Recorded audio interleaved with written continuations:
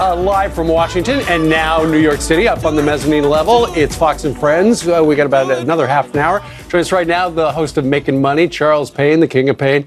Charles, what do you make of Cory Booker, who is the senator from the state we both live in, sounding a lot like Nancy Pelosi? Listen to this.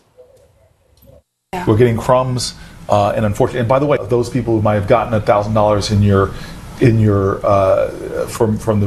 as a bonus. Remember, that is not free money. It's coming with the cost of driving up our debt. Right, it's your money. You made it, and he's making you feel guilty for having it. Yeah, and of course, for Cory Booker to bring up debt after the last administration, only layered on about $10 trillion to the debt pile is the whole thing is disingenuous, to be quite honest with you, and it's very disappointing coming from Cory Booker. Cory Booker, when he came on the scene, he was championed as a pragmatic thinker. When he ran for mayor for the first time, Jack Kemp backed him up. Mm-hmm. A Republican, in part because he said he supported free enterprise zones. Guess what's in the tax bill? Enterprise zones. Of course. Yeah. And what we've seen so far, 4 million workers getting these bonuses. We've seen companies talking about doing things. Let's talk about, for instance, J.P. Morgan. They're going to open up 400 new branches. Each branch has to be constructed. Each branch will have jobs. It is so hard right now to even quantify how much impact this has had, because it's going to continue for a very long time. In addition to, of course, people keeping more of the money that, to your point, they've earned. 80% of households were benefiting or are benefiting because of tax reform. Right. Most people are using those bonuses to pay off their debt. You have Cory Booker saying it's causing more debt. Who's right?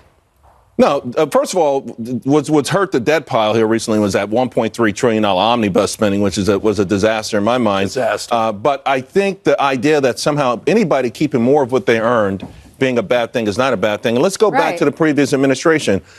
President Obama extended payroll tax cuts. And then the White House put on their site $40 that they said would end up being $40 a week. And they did stories from every single state. Every single state, they went there and they found people who $40 a week made a major difference to their life. Now, from being a significant, life-changing event to being crumbs is so disingenuous. But, there's got to be a political calculation, though, Charles, because he's obviously been rumored to be running for president of the United States. So if he's going to mention crumbs, it's on purpose. And it looks like he's looking down at the paper. He's reading the talking points. I mean, he got his talking points. Listen, there's the Democrats are going in different directions, right? You've got the Nancy Pelosi wing, and you've got the Bernie Sanders wing, and to call it crumbs, I think, was a major mistake. But that's not about economics. That's about politics. Eventually, what they're ultimately going to say is, you might have gotten something, but someone else got more, which is so unfortunate. And they said that they found themselves on the defensive of the administration of that CBO report that talked about what it's going to do to the debt, but they looked at that growth of being at 2%,